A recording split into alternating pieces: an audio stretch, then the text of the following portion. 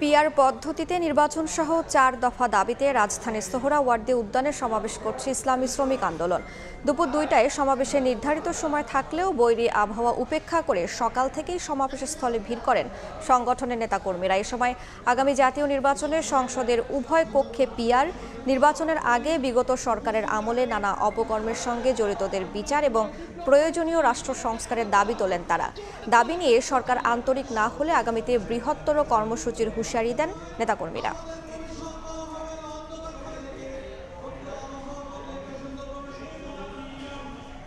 এই মুহূর্তে রাজধানীর সোহরাওয়ার্দী উদ্যানে আছেন সহকর্মী শফিক মুন্সি, সরাসরি যাচ্ছি তার কাছে।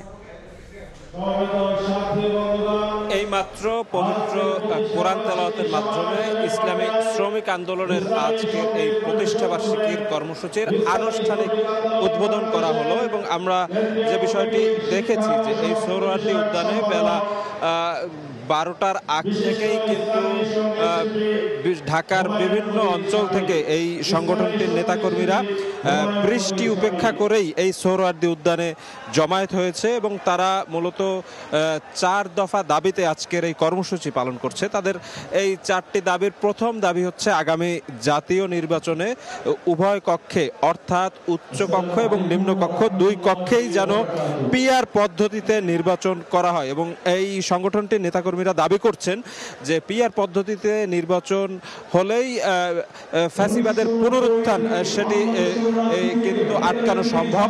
তাদের দ্বিতীয় যে দাবিটি সেটি হচ্ছে বিগত সরকারের আমলে যারা বিভিন্ন গণহত্যা এবং অপকর্মের সাথে দায়ী ছিল, জড়িত ছিল, তাদের বিচার সেটি দ্রুত বাস্তবায়ন এবং দৃশ্যমান করা এবং আগামী জাতীয় নির্বাচনের আগেই প্রয়োজনীয় রাষ্ট্র সংস্কারের যে বিষয়াদি এবং যে উদ্যোগ সরকার গ্রহণ করেছে সেগুলো সম্পন্ন করা কিন্তু তাদের অন্যতম দাবি।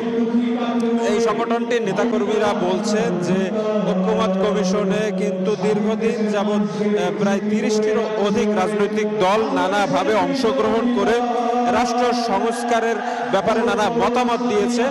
এখন সেই সংস্কার কাজগুলো দৃশ্যমান করার সময় এসেছে এবং সেটি আগামী জাতীয় নির্বাচনের আগে সম্ভব বলেই এই সংগঠনটির নেতাকর্মীরা দাবি করছে।